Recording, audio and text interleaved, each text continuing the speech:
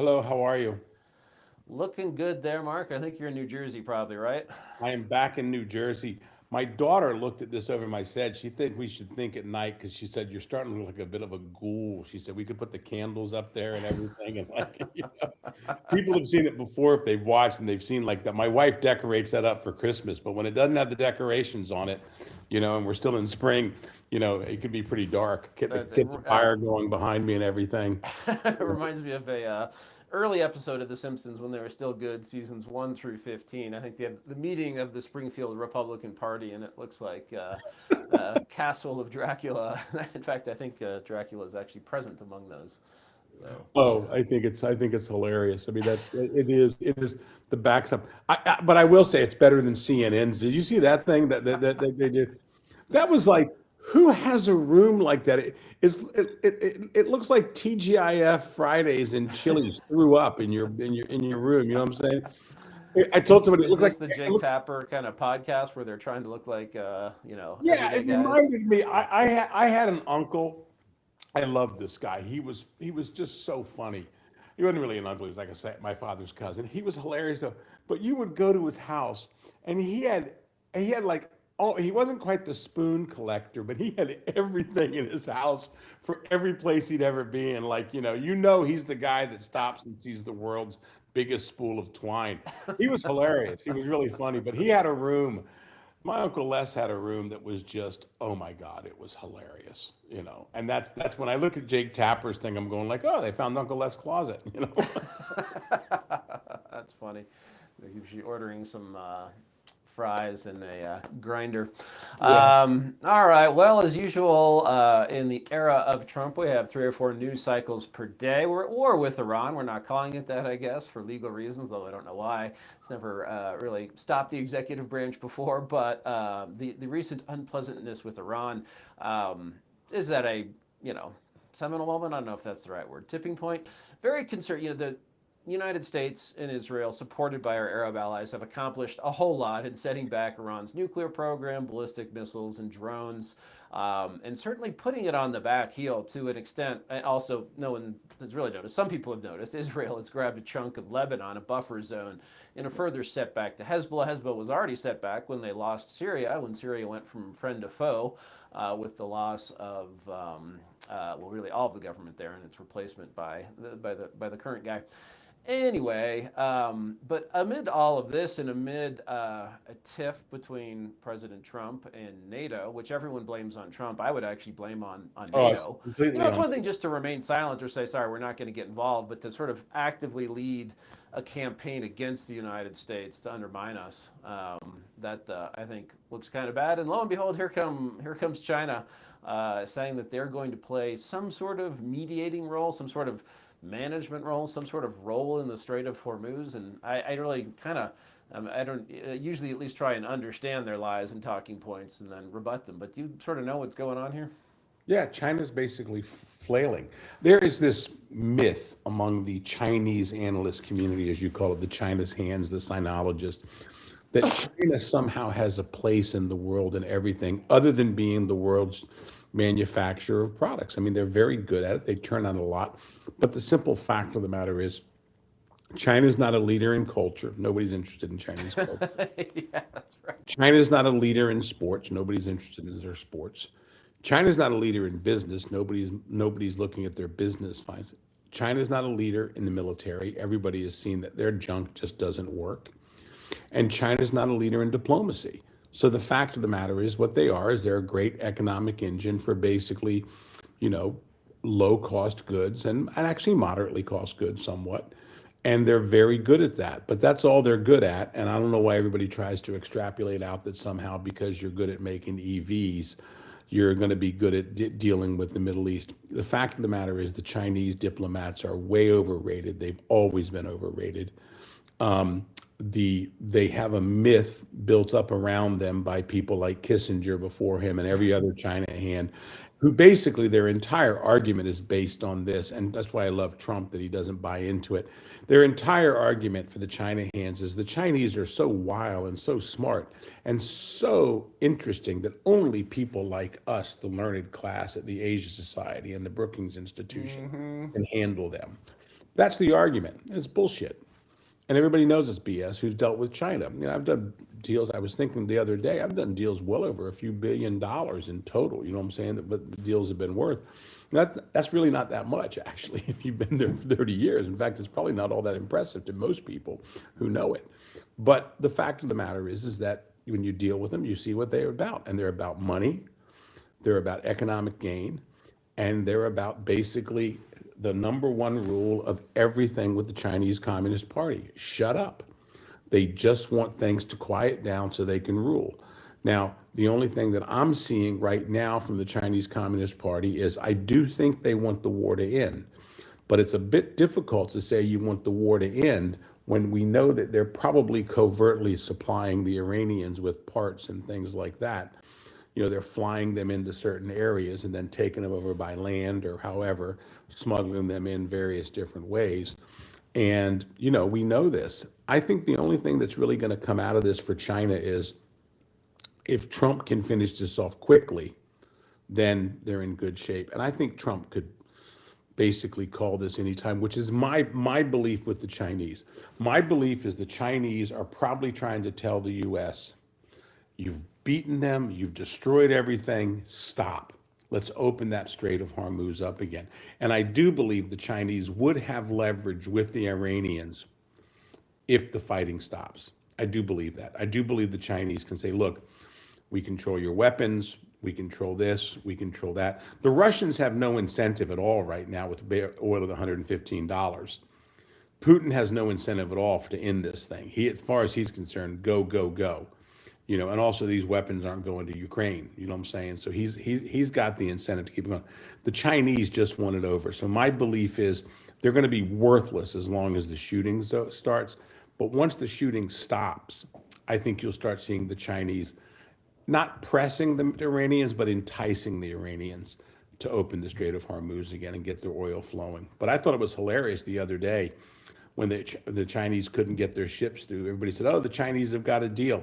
They couldn't get them through. So that tells you how much pull they have there. I think they have none, Just is amazing because I think about a quarter to a fifth of Chinese, at least imported maritime petroleum and gas comes through the strait. Yeah. So it's important to China, but critically important to Iran, because for Iran, it's more like, I forget what it is, 60, 70, 80%. I mean, it was a lot. They're selling some to the Indians. The Indians will buy anything at a discount.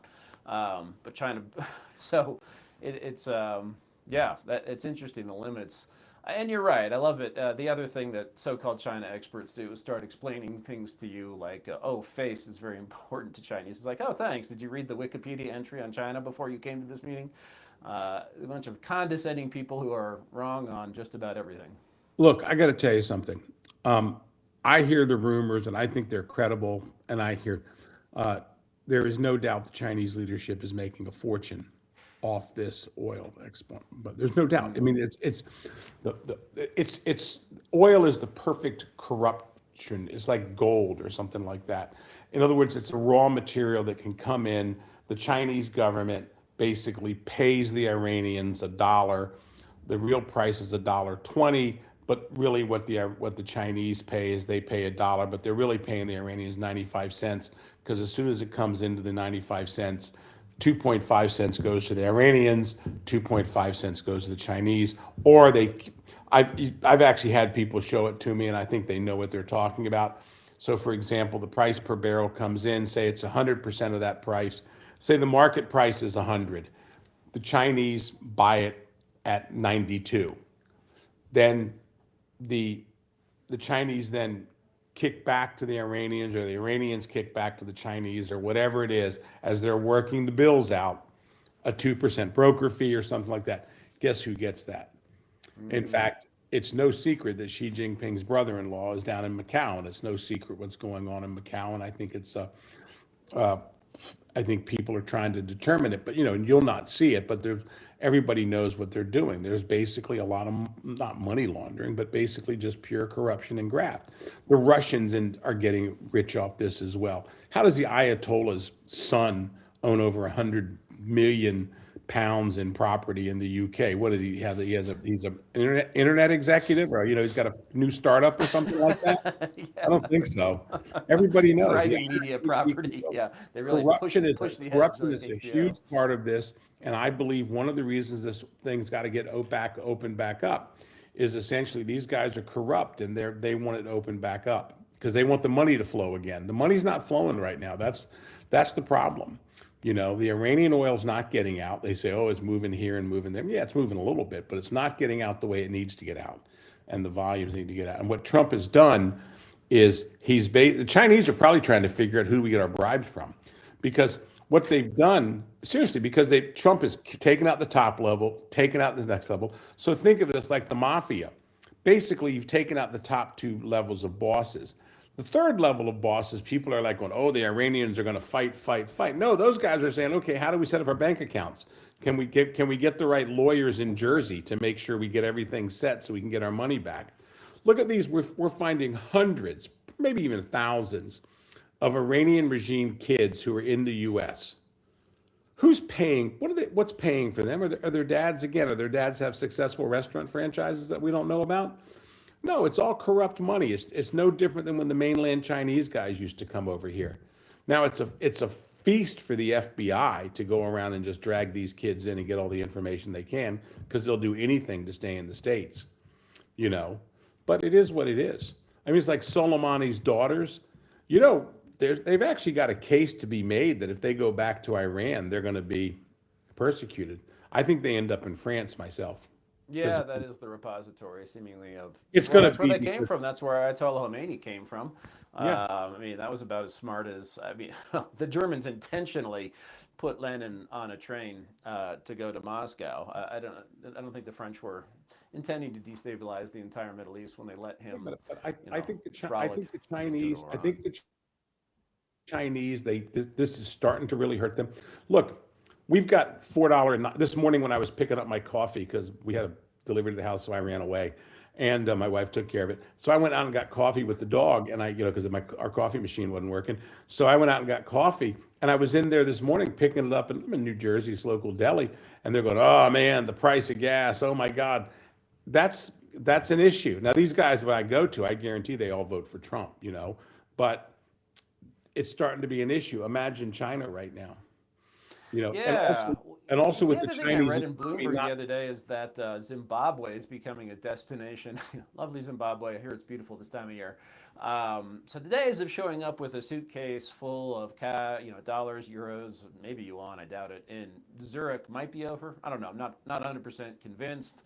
Cyprus, what's the other one? Crete, maybe? I don't know. But apparently Zimbabwe now is the place to go if you want to dump some Chinese cash into real estate. Look, I think they put money. I mean, you see the Chinese money, it goes everywhere. I mean, I still remember speaking to a guy. There was an apartment up on 57th Street or something like that. And it's because we were from Hong Kong. The guy goes, oh, you guys should get an apartment there. And I went and looked at it, and I go, how long has this place been around? He goes, oh, 3 years. I said, there doesn't seem to be many people. He goes, oh, they're all Chinese buyers. They just buy it, and do they rent it out? And he said, no. And he said, well, and then I found out that some entrepreneurial Hong Kong guy basically contacted all the buyers and said, if you leave it empty, it depreciates. It doesn't improve. And I can find a way to basically, you can go into my fund, and basically you all your rental money will go into the fund, and then you'll own a piece of a fund that will buy more stuff, and you don't have to launder the blah blah blah. It was a pretty creative thing. But anyway, I think the Chinese right now, I think there's a few things that have happened from the war. First of all, Xi Jinping has got to be sitting there going like, do we make anything that works? Yeah. As far as weapons, yeah, that's so funny. Trump yesterday talking about how, I shouldn't laugh at this, but they all survived, and I don't think anyone on the ground was injured, how the American pilots who were shot down accidentally by the Kuwaitis knew that they were in trouble because the Kuwaitis were firing U.S.-made Patriots, which always work. Trump was ever the salesman, and so they bailed out before. I don't know if they actually did bail out before impact. Look, I gotta tell you, if people, all I did was watch Trump sitting with those kids yesterday. I just happened, somebody sent it to me, and he's talking to the kids. Hey, here's a signature, $25,000. You can sell it. And all the kids like, yeah. They need $25,000 for there. Of course, he exaggerates everything, but anyway. But I think that's the thing. I think there's another thing with Trump here too, and I would lead it onto this. I think with the pilot that we went and got him, I have been simply amazed. I can't believe people make this argument. You know, when you look at the money we spend on high-speed rail, and look how much we lost two planes that cost like $60 million each. Actually, they probably cost, 60, 70 million.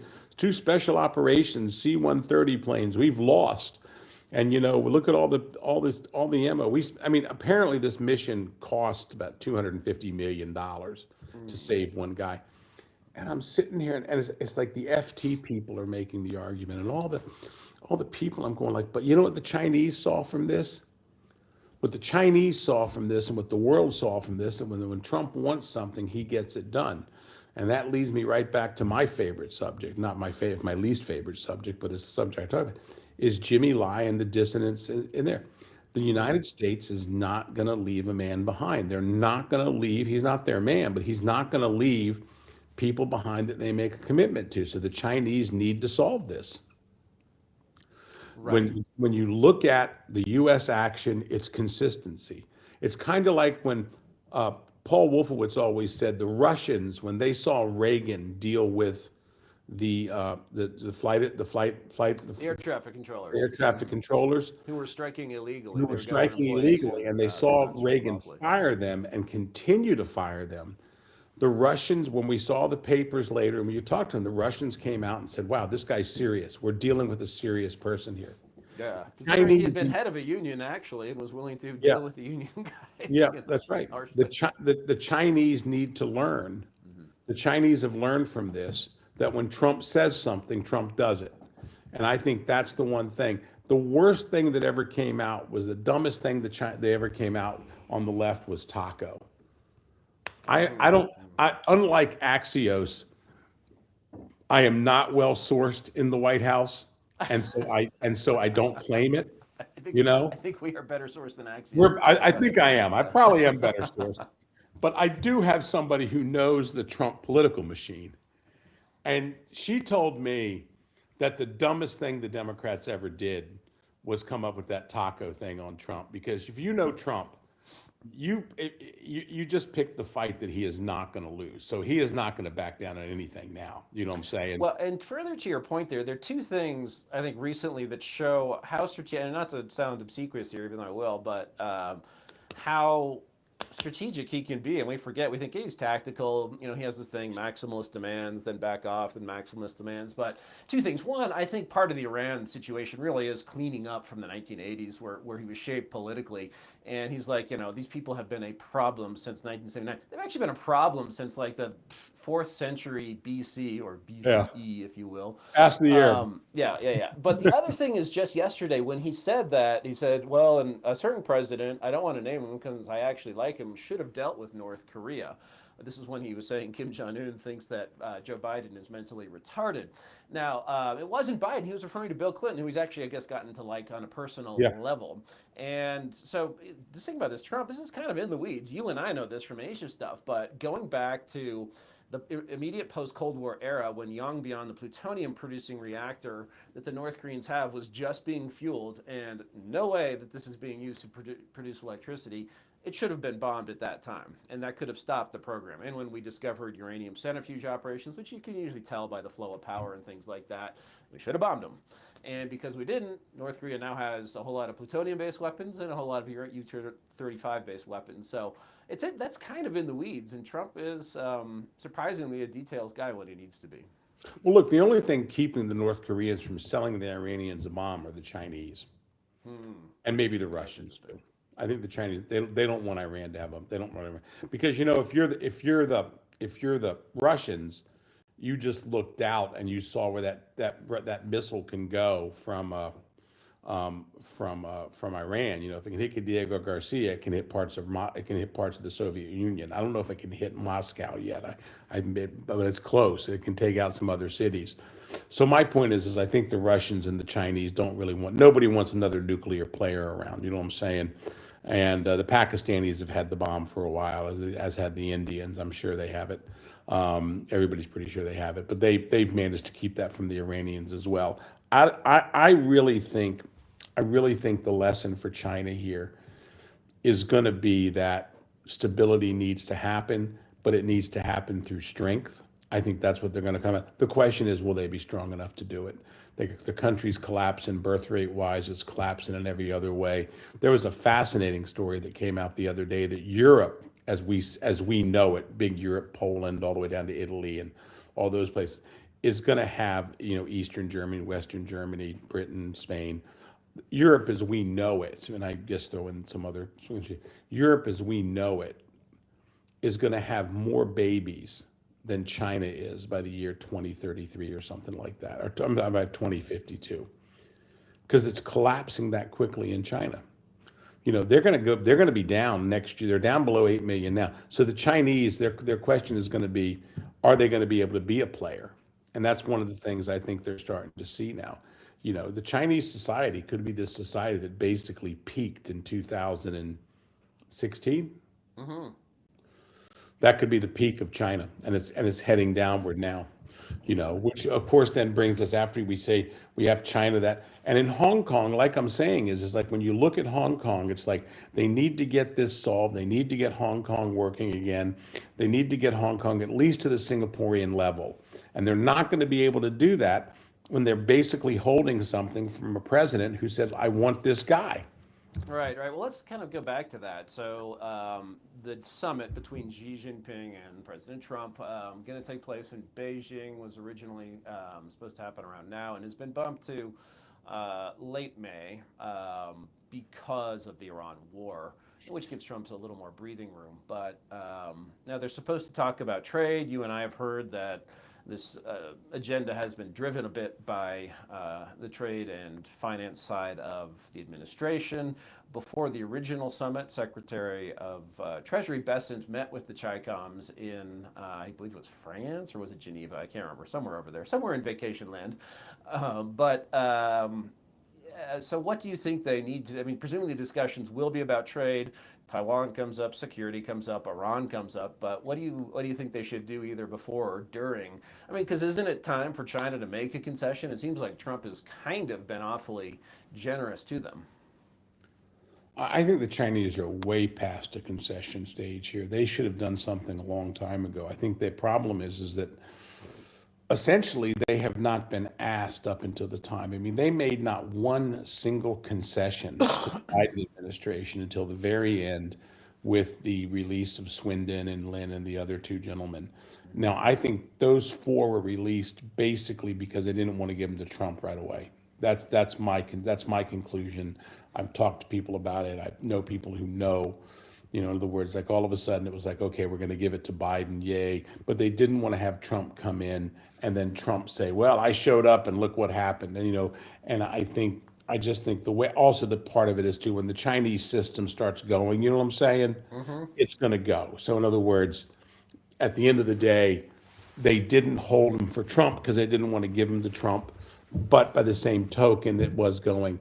So that's the only concession that we've seen. We've seen nothing else from the Chinese. We've seen absolutely nothing. We've seen them advancing. So the point is they show up. And I think they constantly misread Trump because I think, unfortunately, we send the wrong people to talk to them all the time. And I think it's the Howard Lutnicks of the world. And I think it's all these people. By the way, Lutnick, I can't even find that guy in D.C. anymore. That's right. He has kind of dropped off the radar. Well, and that just shows that Treasury has the real power and Commerce does not, especially when it comes to, Commerce has export control stuff, but when it comes to sticking it to the Iranians or soon to the Europeans, it's Treasury. I just think right now the Chinese are misreading the U.S. a little bit. And what I mean by that is what's happening is Trump's starting to see the U.S. economy chug back to life. And it's not exporting stuff to China. It's basically because China's overcapacity. So I think what the Chinese need to get out of Trump is two things. I think, first of all, they need to get just stability in the tariffs. I think they can live with the tariffs the way they are right now, 35, 40%, whatever they are. You know what I'm saying? I think they can live with that because basically the tariffs are on items that we don't make aren't interested in anymore. That's just, I mean, you look at it, sure. And clothing like this shirt, Brooks Brothers shirt, it's not made in China anymore. It's made in Bangladesh, or it's made in Vietnam, or it's made in Exactly. India. So, there's just like footwear and stuff like that. All this stuff is Really made should have outside. bought a factory, not that I could have afforded it, a factory in Vietnam during the first Trump term. Yeah. That would have been lucrative. That'd have been making a lot of money. But the thing is like, but I think in those ways, we're seeing stuff move forward in trade. I think the Chinese just want stability in trade, and they want to they're I don't think they're looking for a lot of concessions. And I think to do that, they've got to give Trump something that he can walk back with. And the simple fact of the matter is, you've got the easiest thing for the Chinese is to give up Jimmy, and that's for two reasons. Give up Jimmy and some of the other older dissidents. And the reason why is because you're not asking for anything internally from them. It is one of the problems we have with religious freedom, and it drives me crazy. I feel really bad about it. Is that when we ask for certain things, whether it's the Uyghurs or the Christians or even the Catholics, and I've been involved in this for a long time with the Catholics, and I know this firsthand, actually from speaking with members of the Patriotic Church. The problem is that you're asking them for a domestic policy change on religion. And that's a pretty big deal for them, especially for the commies. They don't go for that. So that's a hard one. That's a really hard one.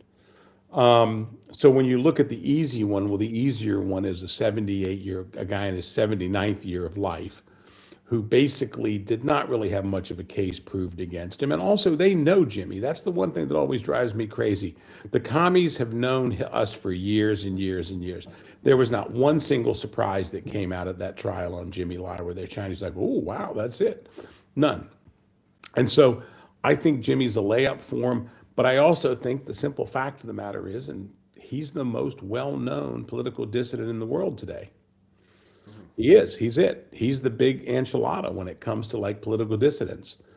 And I do think that at this point in time, that's an easy layup for the Chinese. And I think they should consider it. I don't understand the downside for them on that, and I know him personally, Jimmy and I, he's my boss. And I know he wants to get out, and I know he'll just basically go. It's going to take the guy, he's 78 years old, and he's been in a solitary confinement for 5 years. He's not going to come out and do a book tour. Right. This guy is going into care. And I'm worried about his health. I mean, I'm very worried about it. He's going to come out. This is the type of thing. People come out of prisons like this, and it's like, they can't eat an apple pie because it's too sweet.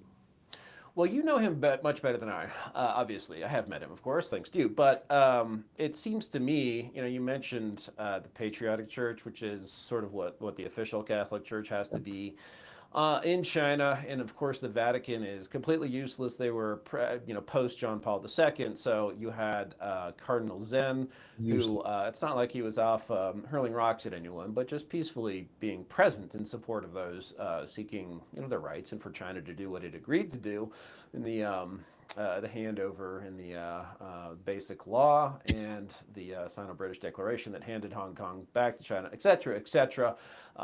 Vatican, no help with him and no help with Jimmy. But Jimmy does sort of approach this from the point of view of Christian sacrifice, right? He didn't want to be the rich guy who was like, okay, you kids go out and protest and go to jail. I'm going to hop on my yacht and go to, Taiwan or wherever.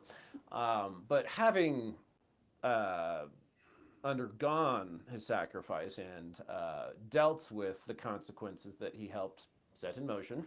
He always was, a nonviolent guy, unlike some of the other hotheads. But, having gotten through that process or that situation, I don't know quite how to describe it, he will view his mission as complete and doesn't need to go on a victory tour through Whitehall or Congress to, not Whitehall, Westminster or Congress, to rub the Chinese face in it if they let him out. Yeah, he's not going to do it. First of all, it's not his nature. Secondly, early on, I could tell Jimmy's concern was like what this is doing to Hong Kong. He loves Hong Kong, but no, it's not in his nature to do that. He's not going to be able to do it. I think physically there's going to be a lot of demands on him from his doctors and things like that, just to take it easy. And we've seen this with almost everybody who's come out of these long periods, that basically it takes a long time to recover. I was talking to Sharansky, Anthony Sharansky about this, and he told me, he said, he would find himself a year and a half later with this or that, and he said he was a relatively young man compared to Jimmy when he got out. And he said, you feel invigorated, but he said by the same token, that it takes a toll on your body that's quite significant. And I do think that, this is what's going to have to take him. I mean, I wouldn't say he's going to go convalesce, but I think it's going to be close. Right. And I think he'll be out of the limelight. And certainly, why would he go out and cause trouble for others who might have it? Because the Chinese will use that as a mark. Okay, well, he behaved himself, he got out, and 2 years later he had to sit down with somebody and talked, but I doubt that even much, to be honest with you. I think the thing is that at this point in time, my belief with Mr. Lai, with my boss Jimmy, is that he wants to get out and be with his family. And I think it's a layup for the Chinese, because the other thing that's happening with Jimmy now, and we don't control it, and oftentimes I have to tell people closest to him, because they're like, oh, Jimmy's becoming a significant person because of his story. In other words, people gravitate to it. His YouTube clips people watch. Young people find him inspiring. He did what you said he had to do. He walked the walk. There's a great two-man play that could probably come out one day. It would be probably about an hour, of this big fat white guy walking into the office or calling him on the phone saying, hey, this guy says you should leave. This guy says you should get out. And then him turning it, that mention to this person, that person, they should get out. This person should get out, and all these things. I got arrested the same time as Jimmy, not arrested, but picked up by the cops 2 or 3 times the same time as Jimmy was harassed, or when I got picked up individually. He was always so concerned. It was amazing how concerned it was. And I remember the lawyers one time said, tell him not to say anything because he'll add heat to it. In other words, just he'll stay away from you. Are you okay? He asked me, are you okay? I said, I'm fine, no need to talk about it. And we just didn't talk about it. Right. And he's a tough guy. He's a tough guy. That's the one thing about him that people always forget. His faith is very strong, but he's also a tough guy. This is a guy of the street. And so he knew that if he left, because Apple Daily stayed in existence for 7 months after he was picked up. People forget that, and I don't forget it. But the reason why it stayed is because he was there. If he'd have been out, they'd have moved on it in 5 minutes. And then what are his people going to do? Well, he left. I'm going to shut it down. He's not here to be with us anymore. As long as he was sitting there in that jail cell, I think the staff saw hope. And that's why at the end, I was probably, I was on the phone continuously the last night it was being, when we were being shut down, talking to the people, talking to folks about what we're going to do. And, basically they shut us down by force because, you just couldn't react. But he is a man who they need to really look at and say, this is a layup for us. And also, God forbid if he dies in there. Well, that's the last thing, and I do want to switch to Taiwanese politics, speaking of convalescence, but there's really, if he were to die in prison because of what they have done, the treatment they have given him, and the fact that they just, having already made their point, still persist in wanting sort of cruelly to do this, I can't really think, other people have died in prison who are dissidents in China, but he would sort of be in a new category of martyr, would he not? Because others, they were sort of with the Communist Party and had a falling out, or no one of his stature who achieved success in men's apparel and then media and was actually following the rules as they existed at that time, and then had his company just, crushed, ground into dust, and who is nonviolent and who, all of the things. He would be a unique martyr, would he not? I think I made this case very clearly to a number of people. If Jimmy passes in prison, we lose control of his legacy because so many people will pick up that bloody shirt and run with it. He will be, it'll be Katie bar the door. in that sense for the Chinese. And I think some of them kind of know that. So it's like, you get him out and you see what happened. You saw the reaction. It's not domestically when Liu Xiaobao died in prison. You know what I'm saying? And I've had the number of people at senior levels, probably 4 or 5, who've tried to deny that this wasn't the Chinese fault. Oh, it was a doctor's fault. Oh, it was this. You had him. He died with you. You own that. And they just don't want to do it. They're, oh, it was cancer. He was dying anyway, blah, blah, blah, whatever. Tell me what you want to tell me. But the fact of the matter is, I think for them, it's a disaster. Also, I think for President Trump, it would not be great because it would limit his ability to deal with the Chinese. In other words, they killed a guy who you were trying to get out, and that's what they did. They killed him. They killed a guy who you were trying to get out, and now you're coming to us and you want to do business with him. I don't think that's going to fly. Right. All right. Well, switching to Taiwan, you have an interesting spectrum there. You have a KMT where you have, I think, some reformers who want to move away, and this is KMT is the party out of power, although they do, with the coalition member, control the legislature, and the DPP, the ruling party, which is pretty good in opposing Chinese influence, but terrible about everything else, economics, kind of woke.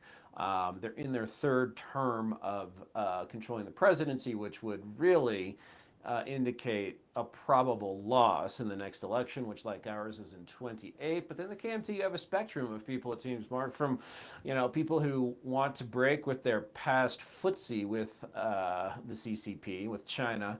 But then you have a chairwoman who, at least publicly, seems to be wanting to go in the other direction. So what do you make of what's going on there?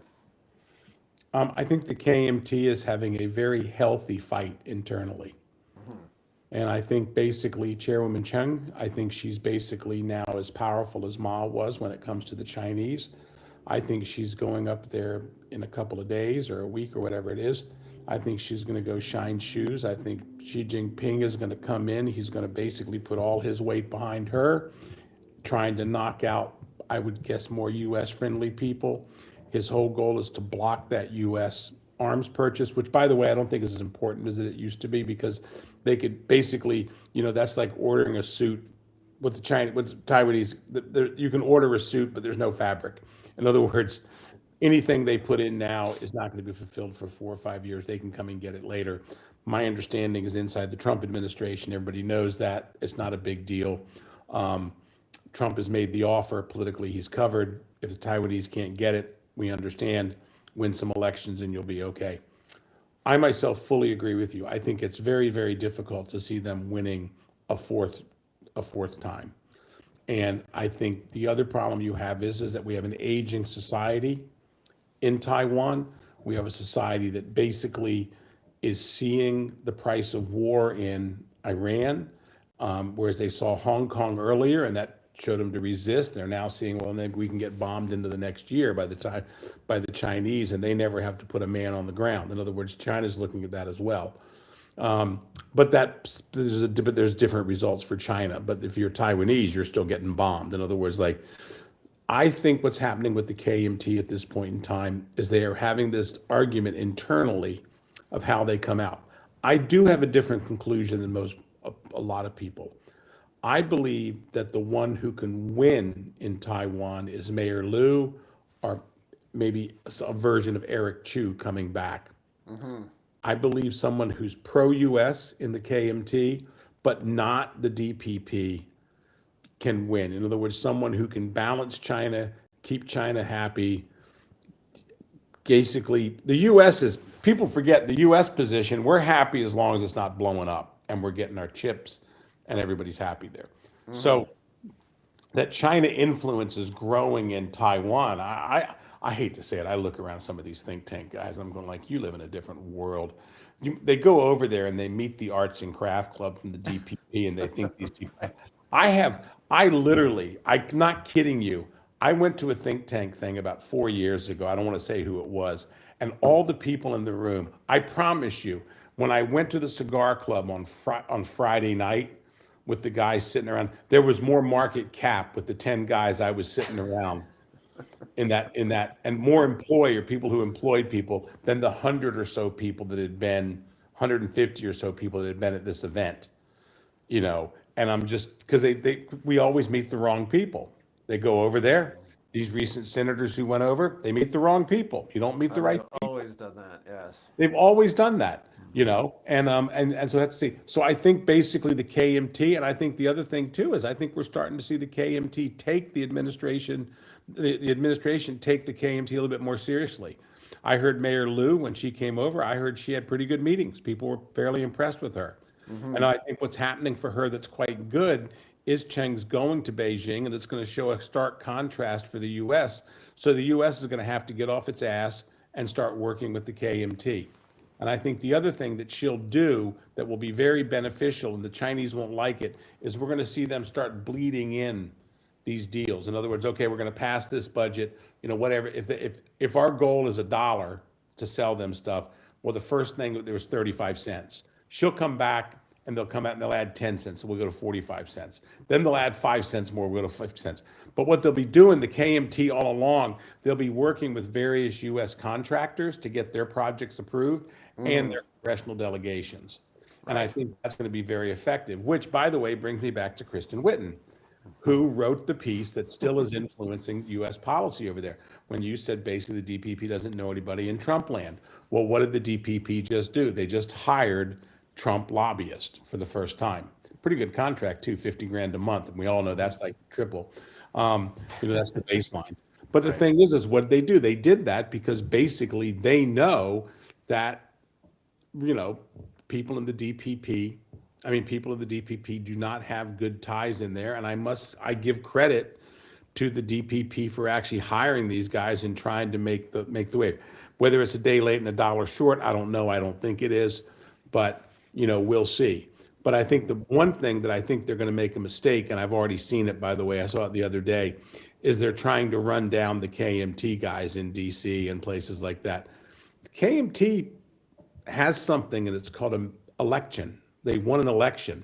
They didn't just win an election. Then when there was a recall, they kicked the DPP's ass in the recall.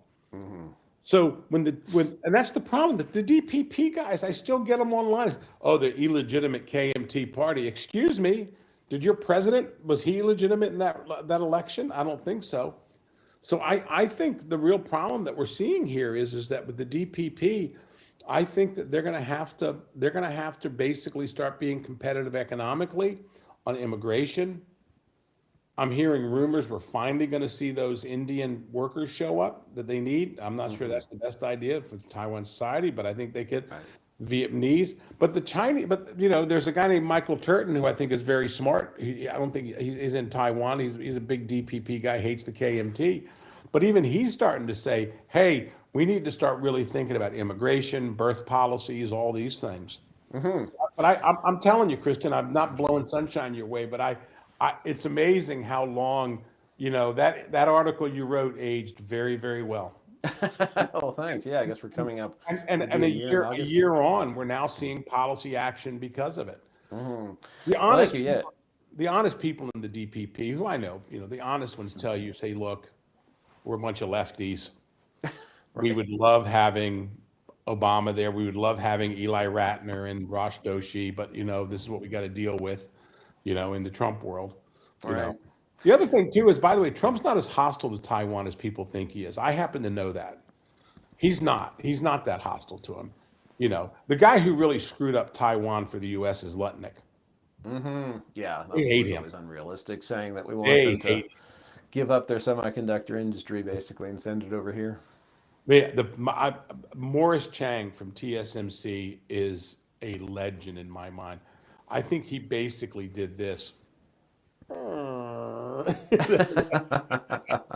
because Lutnick was like, I talked to somebody who was in the room with him, and he said they started speaking to each other in Chinese, and Lutnick, the Americans who were in there who spoke Chinese, you could see their eyes roll back because they were basically like, F this son of a bitch, and my understanding is that TSMC let Arizona know, and which is unfortunately has two Democratic senators, one Democratic or two Democratic senators. I think they're both. I forget. It's the astronaut and I forget. I should know that, but I don't.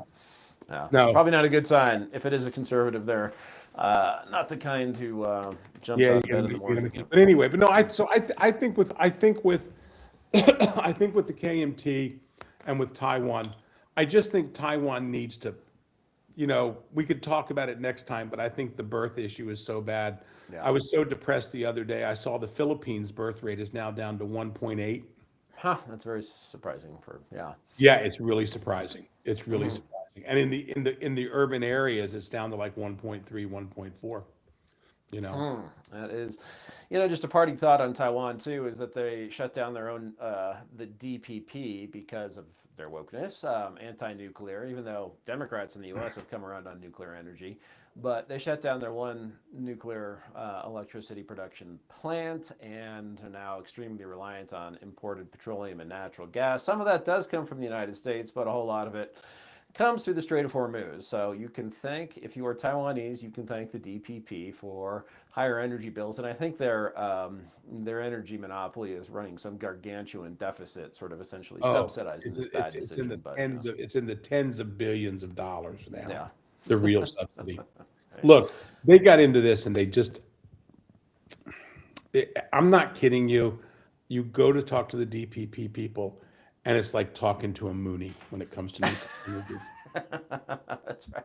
It's just Not the mass marriages, but yeah. One of the people, I don't agree with her on a lot, but Angelica Ong, who's like becoming kind of famous over there. But Angelica's original thing was the nuclear energy. That was her thing. And people hate her in the DPP now because she is too pro-China, but she wasn't wrong about that. And the KMT actually gets a lot of mileage out of that. Yeah, I mean, especially since it was already built and you already have the processes for buying the fuel and for storing the spent rods. Yeah, just completely insane. But anyway, all right, let's leave it there. We'll be back soon. Thank you, Mark. We'll be back soon with another edition of Domino Theory. Thanks.